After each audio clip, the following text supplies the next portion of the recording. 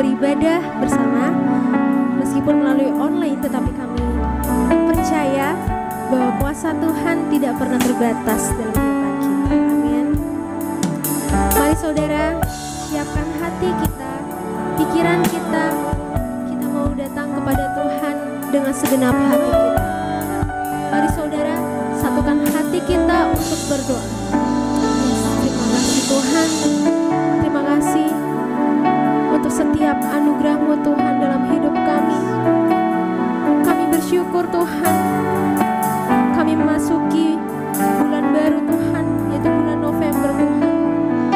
Tuhan, kami bersyukur kami masih ada di sini, kami masih bisa beribadah Tuhan. Itu semua berkat kemurahan-Mu Tuhan.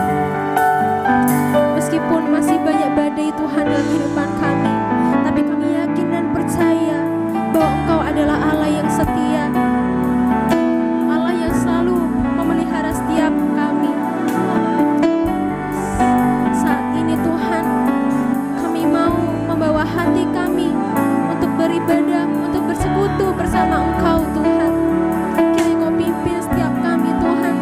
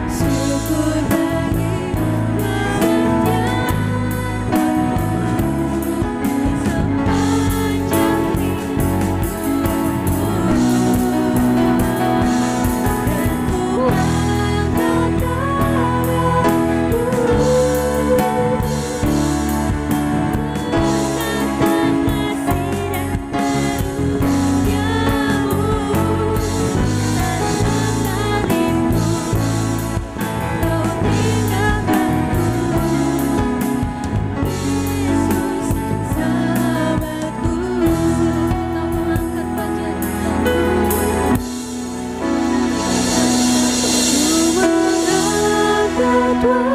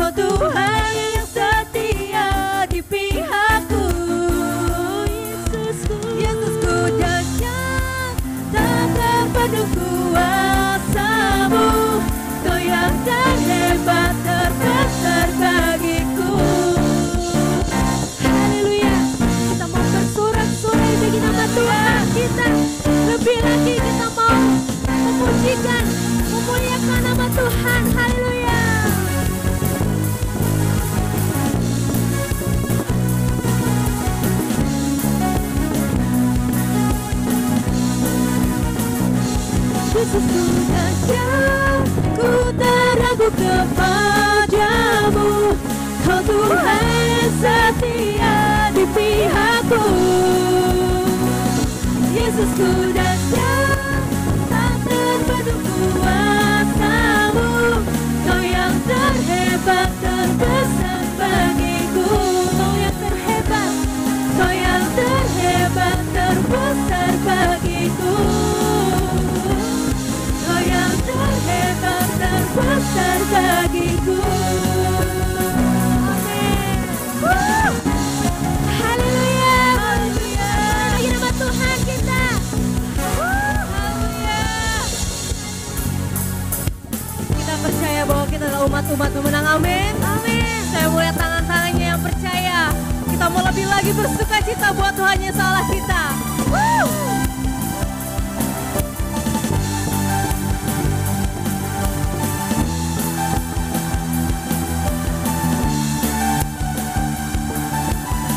Mari sama-sama kita nyatakan. Lebih dari pemenang dalam segala perkara, tak bisa dikalahkan oleh kuasa darahnya. Jika Allah di pihak kita, siapa dapat melawan? Kita lebih dari pemenang. Katakan lebih dari pemenang. Lebih dari pemenang dalam segala perkara, tak bisa dikalahkan oleh kuasa darahnya. Jika Allah di pihak kita, siapa dapat melawan? Kita lebih dari pemenang. Mari sama-sama lambaikan tanganmu. Haleluya.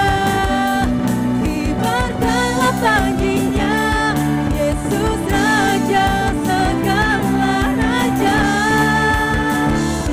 Haleluya. Bangkitlah gerejanya, kita lebih dari pemenang. Amin. Mari saya undang para umat pemenang, kita lebih lagi nyanyikan lagu ini buat Tuhan. Lebih dari pemenang dalam segala perkara, tak bisa dikalahkan oleh kuasa darahnya. Jika Allah di pihak kita, siapa dapat melawan? Kita lebih dari pemenang. Mari sama-sama kita melompat buat Tuhan. Haleluya. Kibarkanlah panjinya, Yesus Raja segala raja. Haleluya. Bangkitlah gerejanya, kita lebih dari pemenang. Berikan tepuk tangan yang terbaik buat Tuhan Yesus kita. Mari sama-sama kita nyatakan dengan iman percaya kita. Kita lebih dari pemenang. Kita lebih lagi kita nyatakan. Kita lebih dari pemenang. Kita lebih dari pemenang. Kita lebih dari pemenang. Kita lebih dari pemenang. Kita lebih dari pemenang. Kita lebih. Mari sama-sama sambil mengangkat tangan. Jika Allah di pihak kita, siapa dapat melawan? Kita lebih dari pemenang. Haleluya. Kibarkanlah panjinya, Yesus Raja segala raja. Haleluya. Bangkitlah gerejanya, kita lebih dari pemenang. Katakan kita lebih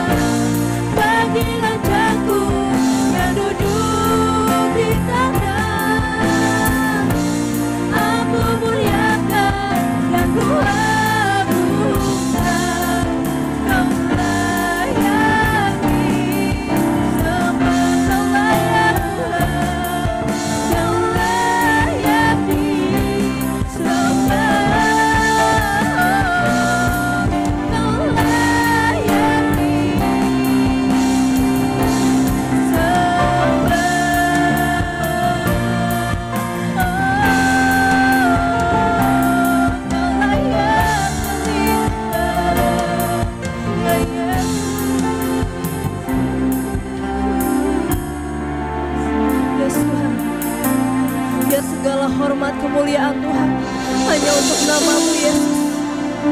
Kalau sebentar lagi Tuhan kami mau mendengarkan Tuhan sebagian dari kebenaran firman-Mu Bapa. Biar Tuhan Yesus Engkau yang melembutkan hati setiap kami Tuhan. Biar Tuhan Kau sampaikan apa yang menjadi kerinduan hati-Mu Tuhan bagi setiap kami Tuhan. Kami percaya Tuhan firman-Mu adalah ya dan amin. Kau adalah jawaban Tuhan dari segala yang kami butuhkan. Biar Tuhan Kau yang mengurapi hamba-Mu Tuhan, pakai hamba-Mu ini Tuhan. Biar Tuhan lebih lagi Tuhan kami mengerti dan memahami apa yang menjadi isi hati-Mu Bapa. Mari sama-sama yang siap mendengarkan firman Tuhan, sama-sama kita katakan amin. Shalom saudara yang dikasih Tuhan. Ada pesan Tuhan untuk saya dan saudara tentang berbahaya jika pelita itu padam. Apa jadinya jika di dunia ini tidak ada penerang? Kalau kita berbicara pelita tentu kita diingatkan tentang terang yang ada. Dan saya diingatkan satu peristiwa ketika saya masih kecil. Itu tiba-tiba lampu di rumah saya padam, ternyata listriknya padam. Dan apa yang dilakukan oleh seorang anak kecil hanya menangis. Saya cari orang tua saya, nggak ada. Cari kakak-kakak saya, nggak ada. Saya mau jalan kemana, saya juga nggak tahu karena begitu pekat, gelap. Dan tiba-tiba ibu saya datang bawa lampu, namanya lampu teplok, kita sebut lampu teplok. Itu ada semprongnya atau ada kacanya, lalu ada sumbunya dan di bawahnya ada minyak tanah sebagai alat penerang. Dan seketika itu juga saya bisa melihat ternyata saya tidak sendirian. Ternyata di sekitar saya ada kakak-kakak saya, ada orang tua saya di situ dan saya senang sekali. Dan saya diingatkan tentang hal ini. Apa jadinya kalau kita tidak memiliki penerang dalam hidup kita. Dan di dalam kitab Yohanes 8 ayat 12, Yesus menyatakan dirinya sebagai terang dunia. Maka Yesus berkata pula kepada orang banyak, katanya, akulah terang dunia. Barang siapa mengikuti aku, ia tidak akan berjalan dalam kegelapan, melainkan ia akan mempunyai terang hidup. Bayangkan, Yesus menyatakan dirinya sebagai terang dunia. Memang kita tinggal di dunia yang gelap. Itu sebabnya kita membutuhkan terang. Gelap di sini bukan berarti penerangan secara fisik aja, tetapi juga gelap secara kehidupan. Kita tidak tahu langkah yang benar, kita tidak tahu keputusan yang benar, jawaban yang benar, tidak tahu. Tetapi Yesus menyatakan dirinya, akulah terang dunia.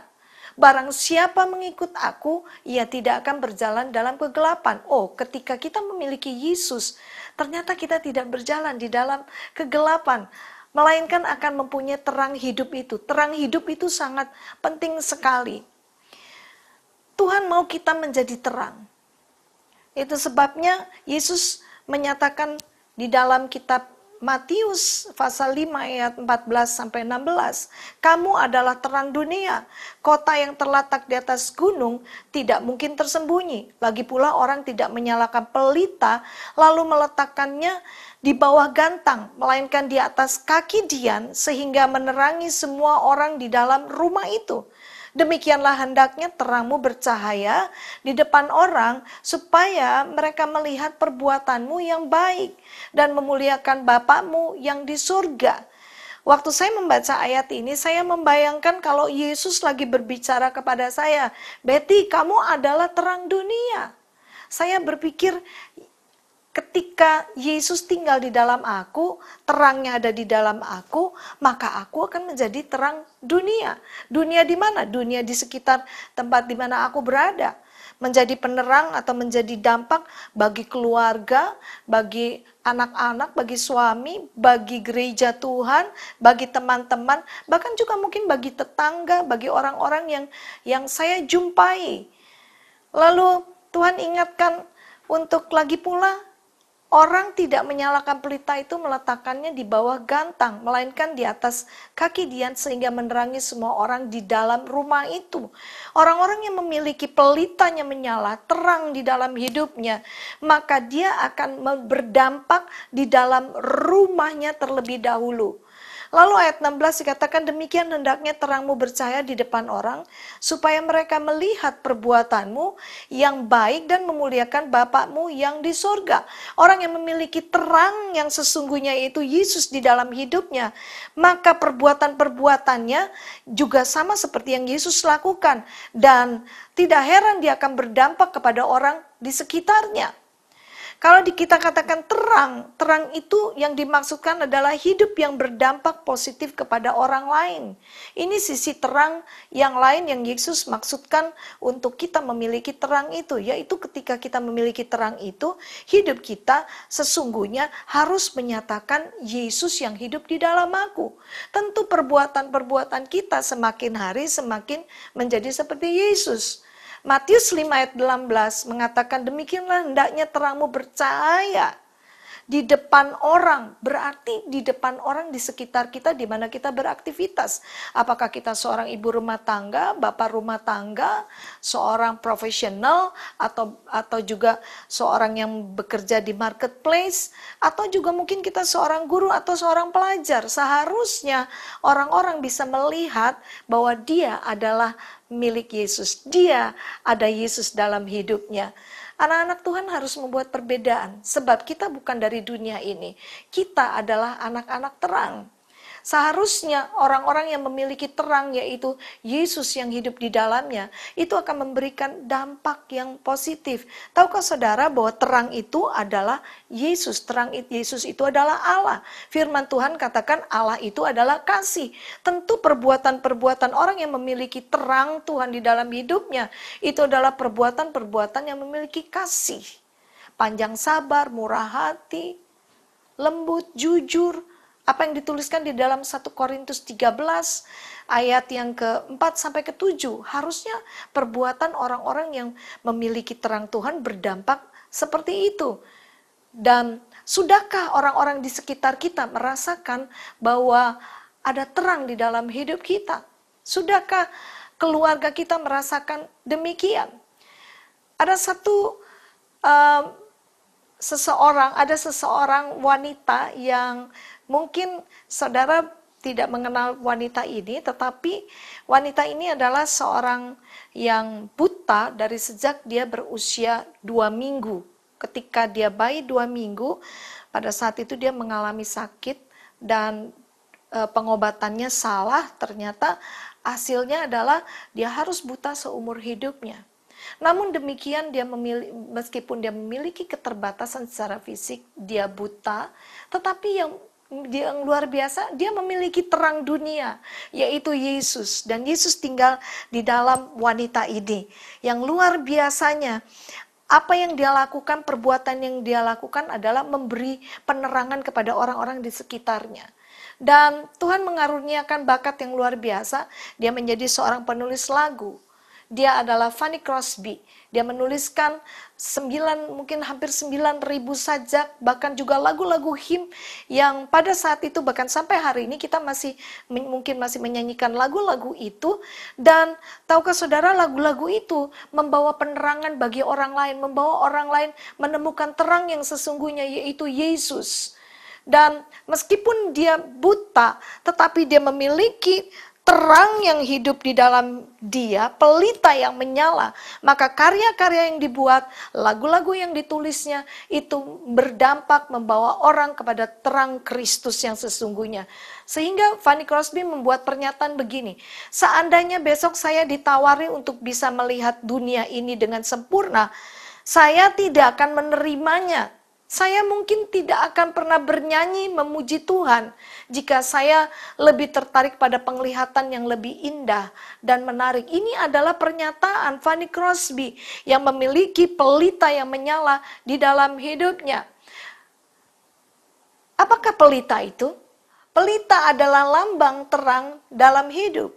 Sebab itu pelita harus menyala. Jika pelita menyala, yang pertama dia akan menerangi jalan kita. Apa yang dituliskan di dalam kitab Mazmur 119 ayat 105 dikatakan, firman-Mu itu pelita bagi kakiku dan terang bagi jalanku. Kalau saudara memiliki pelita yang menyala, saudara baca firman Tuhannya juga beda. Karena nyala itu berbicara tentang api Roh Kudus. Dan ketika api Roh Kudus itu menyala, firman itu akan menjadi demikian hidup. Mungkin kita bisa membaca firman Tuhan, tetapi dengan cara yang sangat biasa. Tapi berbeda dengan orang yang pelitanya menyala. Dia akan rasakan sesuatu, firman itu begitu hidup dan menjadi rema di dalam hidupnya. Sebab begini, kalau saya boleh kasih gambaran, firman Tuhan itu seperti gambaran seorang arsitek. Kita boleh kagum lihat gambar rumah, gambar bangunan yang begitu luar biasa. Tetapi kita belum bisa menikmati gambar itu. Kita cuma kagum sama gambarnya aja. Sampai ketika ada tukang yang mengerjakan gambar itu, maka kita dapat menikmati bangunan, berbentuk bangunan, dan disitulah kita bisa menikmati bangunan yang sesuai dengan gambarnya. Nah, saya bisa umpamakan firman Tuhan itu seperti rancangan seorang arsitek. Belum menjadi apa-apa, sampai ketika Roh Kudus mengerjakan gambar itu menjadi kenyataan di dalam hidup, mengerjakan firman yang kita baca menjadi kenyataan di dalam hidup. Itu sebabnya seorang yang pelitanya menyala, maka dia membaca firman itu akan berbeda.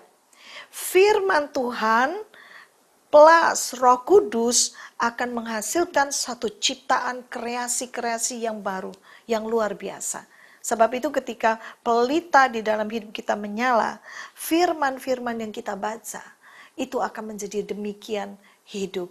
Lukas 11 ayat 35 mengingatkan setiap kita, karena itu perhatikanlah supaya terang yang ada padamu jangan menjadi kegelapan. Sebab ketika pelita itu padam, maka firman yang saudara baca pun cuma akan menjadi sebuah pengetahuan yang akan memenuhi otak saudara, pikiran saudara.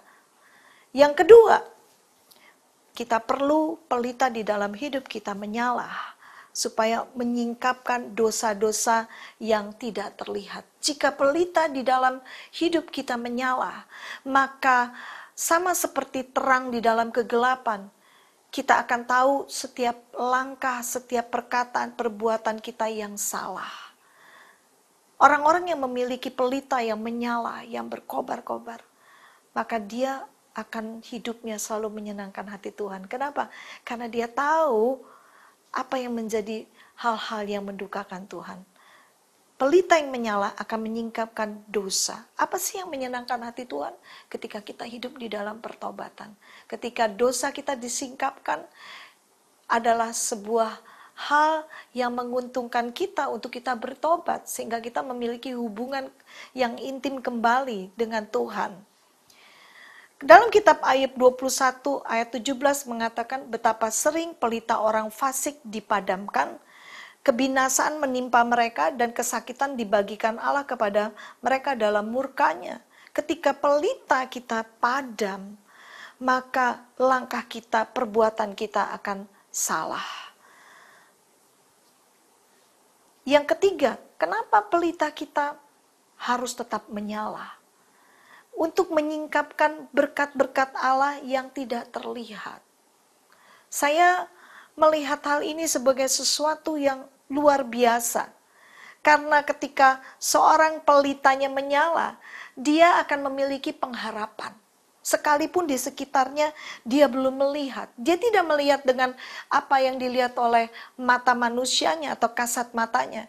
Dia melihat lewat firman Tuhan. Dia melihat melalui iman yang ada. Apa yang dituliskan dalam Amsal 20 ayat 27? Roh manusia adalah pelita Tuhan yang menyelidiki seluruh lubuk hatinya. Ketika terang Tuhan datang, ketika pelita itu menyala, maka kita bisa melihat sesuatu yang indah dari kacamata rohani kita.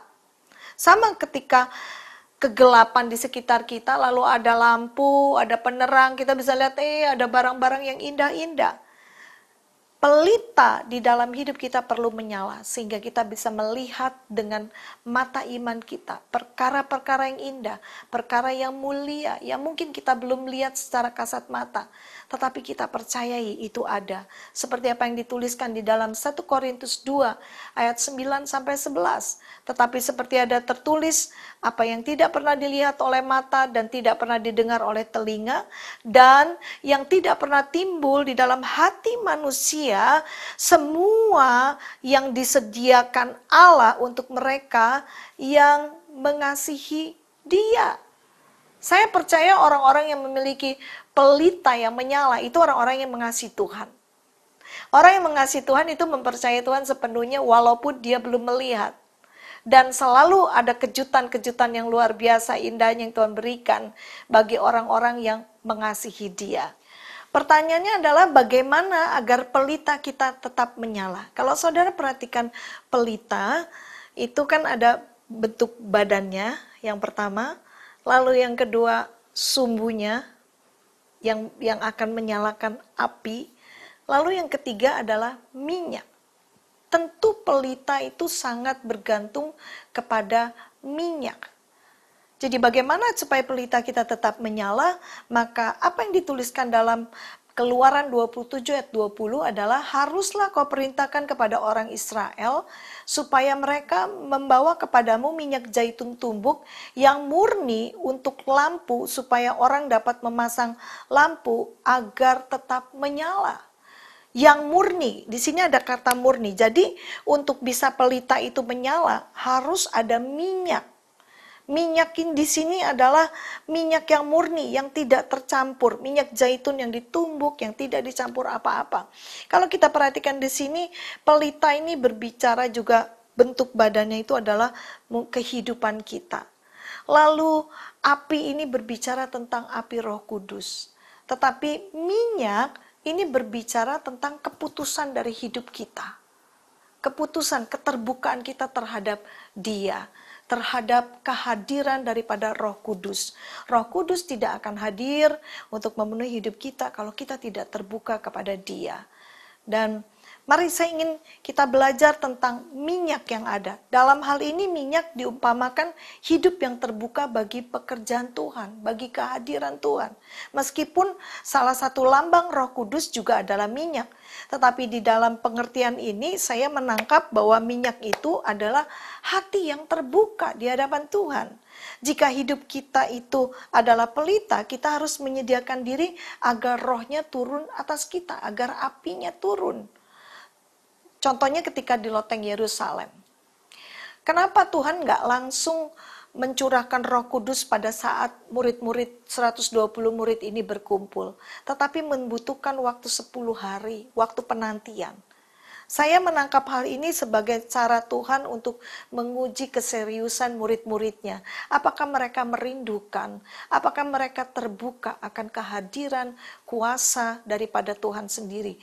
Ternyata 10 hari itu membuat ujian yang ada, keterbukaan terhadap Roh Kudus. Mereka memberikan hidup mereka untuk Tuhan. Minyak ini berbicara tentang keterbukaan hati yang menanti-nantikan kehadiran Roh Kudus, menyediakan diri dengan hati yang murni, hati yang tidak memiliki motivasi lain selain kehadiran Dia. Dan dari kisah para rasul ini kita tahu akhirnya Roh Kudus turun. Di hari yang ke-10, Roh Kudus turun. Dan ketika minyak yang murni, yaitu hidup kita, ke hati kita, kita sediakan untuk kehadiran Dia. Maka saatnya untuk Roh Kudus turun, menyalakan pelita yang ada. Nah, ketika minyak telah tersedia, maka Roh Kudus akan turun. Ketika hidup kita telah tersedia untuk kehadiran Roh Kudus, maka api itu akan datang. Dan api itu akan menyalakan pelita dalam hidup kita. Kita memerlukan api Roh Kudus. Karena Roh Kudus satu-satunya sumber terang, Roh Kudus yang membawa pribadi Tuhan Yesus kepada kita sehingga kita dapat merasakan kehadirannya. Kisah para Rasul yang pertama ayat ke-8 menuliskan, tetapi kamu akan menerima kuasa kalau Roh Kudus turun ke atas kamu, dan kamu akan menjadi saksiku di Yerusalem, di seluruh Yudea dan Samaria sampai ke ujung bumi. Ketika Roh Kudus turun atas kita, maka pelita kita menyala. Dan ketika pelita kita menyala, maka itulah saat di mana hidup kita berdampak. Menjadi saksi di dalam keluarga kita, bahkan sampai ke ujung-ujung bumi. Saya diingatkan kepada 120 murid yang hidupnya berdampak karena api Roh Kudus menyala di dalam pelita hidupnya.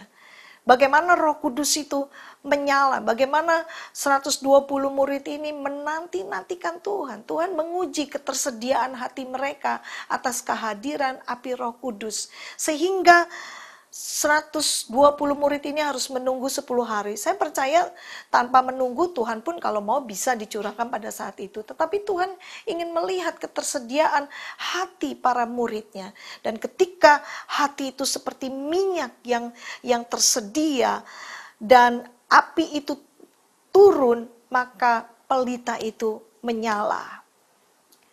Di dalam Alkitab kita ada seorang yang bernama Daniel. Daniel memiliki pelita yang menyala. Dituliskan dalam Daniel 5 ayat 12. Karena pada orang itu terhadap roh yang luar biasa. Kalau saya boleh katakan roh yang luar biasa ini adalah Roh Kudus. Artinya kalau Roh Kudus itu ada, pelita itu menyala dan pengetahuan dan akal budi Daniel itu luar biasa. Saya baca lengkap ayat ini dari Daniel 5 ayat 12. Karena pada orang itu terdapat roh yang luar biasa dan pengetahuan dan akal budi, sehingga dapat menerangkan mimpi, menyingkapkan hal-hal yang tersembunyi, dan menguraikan kekusutan, yakni pada Daniel yang dinamai Belsasar oleh raja. Baiklah, sekarang Daniel dipanggil dan ia akan memberitahukan maknanya. Saya percaya hari-hari ini dunia di sekitar kita memerlukan orang-orang yang pelitanya menyala. Sebab orang yang pelitanya menyala ini akan memiliki roh yang luar biasa. Dia dapat menyingkapkan hal-hal yang tersembunyi. Itu sebabnya sangat berbahaya jika pelita hidup kita padam. Pelita hidup kita tidak lagi memberi penerangan dalam hidup ini. Dapatkah saudara bayangkan kalau di tempat yang gelap tidak ada lagi penerangan, maka yang terjadi adalah kekacauan. Salah arah, tidak tahu arah dan tujuan. Dan biasanya orang-orang yang pelita hidupnya telah padam, tidak lagi menyala, Roh Kudus tidak lagi berkobar-kobar dalam hidupnya, maka dia tidak lagi berdampak positif kepada orang di sekitarnya. Terutama kepada keluarga yang ada di dekat dia.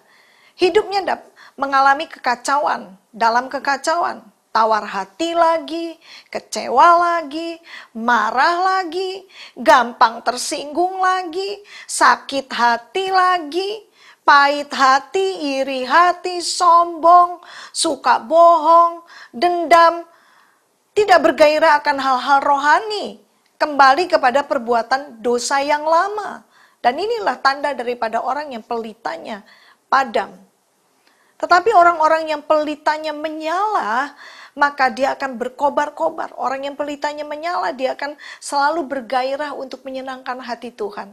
Apa saja yang dia lakukan, fokusnya adalah untuk Tuhan. Karena dia tahu segala sesuatu dari Tuhan, untuk kemuliaan nama Tuhan. Sebab ketika Roh Kudus, yaitu pelita di dalam hidup kita menyala, maka Roh Kudus itu selalu akan membawa seseorang, membawa kita untuk selalu terfokus menyenangkan hati Tuhan, melakukan perkara-perkara yang tidak mendukakan hati Tuhan. Bahkan di dalam Roma 12 ayat 11 mengatakan, janganlah hendaknya kerajinanmu kendor, biarlah rohmu menyala-nyala dan layanilah Tuhan. Orang-orang yang pelitanya menyala itu bergairah akan hidup, bergairah untuk melayani Tuhan, bergairah untuk menyenangkan hati Tuhan, bergairah di dalam hidup, punya kegairahan, tidak menjadi begitu lesu. Dan inilah yang Tuhan inginkan di dalam hidup kita. Dan pada akhirnya sangat berbahaya, ingat kata-kata ini, sangat berbahaya jika pelita hidup kita menjadi padam. Kita berdoa biar hari ini kalau mungkin ada di antara saudara yang nyala apinya mulai redup-redup karena kehabisan minyak, atau mungkin tidak ada minyak sama sekali sehingga pelita itu menjadi padam.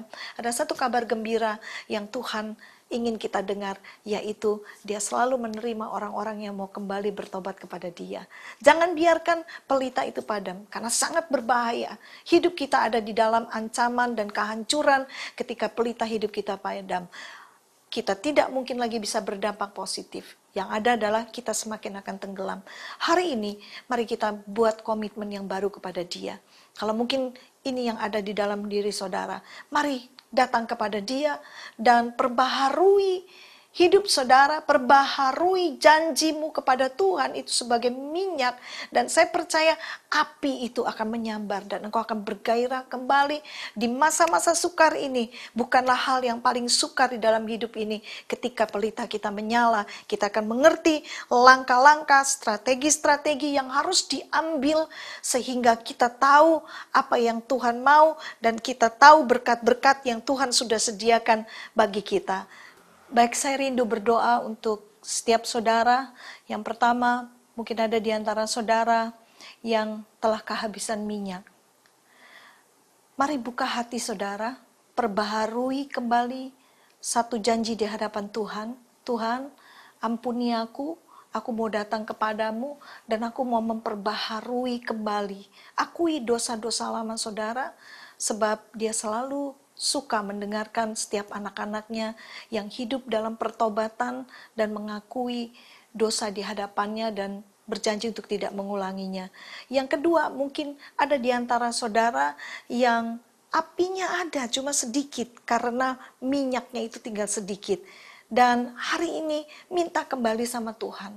Mungkin ada di antara saudara adalah orang-orang yang sudah lama mengikut Tuhan. Saudara telah dibaptis Roh Kudus, tetapi saudara telah lama mungkin tidak lagi mengaktifkan Roh Kudus di dalam hidup saudara. Dan hari ini datang kepada dia, Tuhan ampuni aku. Kalau mungkin aku membiarkan engkau dan tidak mengaktifkan engkau di dalam hidupku. Sehingga nyala api itu menjadi begitu kecil dan itu tidak cukup untuk menerangi dalam hidup saudara.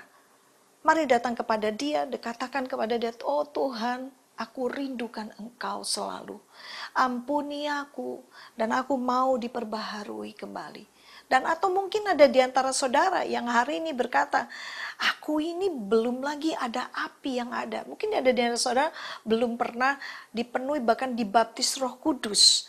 Dibaptis Roh Kudus dengan tanda awal berbicara di dalam bahasa yang baru, yaitu bahasa-bahasa yang tidak dapat dimengerti manusia, tetapi akan membawa saudara mengalami satu pengalaman keintiman dengan Tuhan. Dan kalau ada di antara saudara rindu untuk dibaptis Roh Kudus, buka hati saudara dan tetap katakan, Tuhan ini hidupku dan ampuni setiap dosa yang lalu, tapi aku mau terbuka di hadapanmu. Saya percaya api Roh Kudus ada di setiap tempat di mana saudara berada. Itu akan memenuhi dan menyambar minyak, yaitu hidup saudara yang terbuka di hadapan Tuhan. Sehingga pelita di dalam hidup saudara menyala kembali. Mari angkat tangan saudara di tempat di mana saudara berada. Bapa, hamba-Mu berdoa untuk setiap anak-anak-Mu yang datang kepadamu dan mengakui setiap kesalahan dosa yang ada. Tuhan, aku tahu tidak ada dosa yang tidak Engkau ampuni. Dan hari ini Engkau memberikan pengampunan yang ada. Dan saat ini Tuhan, biarlah api Roh Kudus-Mu menyambar pelita-pelita yang telah disediakan minyak yang ada. Kembali berkobar. Kalau api itu kecil, kembali Engkau kobarkan. Kalau ada di antara anak-anak-Mu rindu untuk dipenuhi dan dibaptis Roh Kudus. Dan hari ini Tuhan, genapi janji-Mu untuk setiap anak-anak-Mu untuk dipenuhi dan dibaptis Roh Kudus. Terima kasih buat hari ini, dan biar kiranya apa yang segala sesuatu yang baik, yang indah, yang mulia, yang datang daripadamu terjadi kepada setiap anak-anak-Mu yang memiliki api pelita yang menyala-nyala. Terima kasih Bapa yang baik, kami percaya Engkau mendengar doa kami, karena kami alaskan doa kami di dalam nama Tuhan Yesus, Raja segala Raja, Tuhan yang kami sembah, Tuhan yang hidup. Haleluya, amin. Tuhan memberkati saudara. Jemaat Tuhan yang kasih Tuhan Yesus Kristus, kita akan akhiri ibadah kita.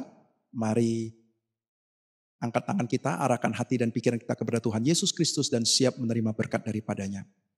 Jemaat Tuhan yang dikasih Tuhan Yesus Kristus, terimalah berkat damai sejahtera dari Allah Bapa, kasih sayang yang berlimpah-limpah di dalam Anak yang tunggal Tuhan kita Yesus Kristus, persekutuan yang manis dengan Roh Kudus akan selalu menyertai, membimbing, mengajar, meneguhkan firman-Nya dalam kehidupanmu, akan memberi engkau kuasa dan memberkati engkau mulai saat ini sampai Tuhan Yesus datang menjemput kita, bahkan sampai selama-lamanya. Kita yang percaya bersama saya katakan, amin.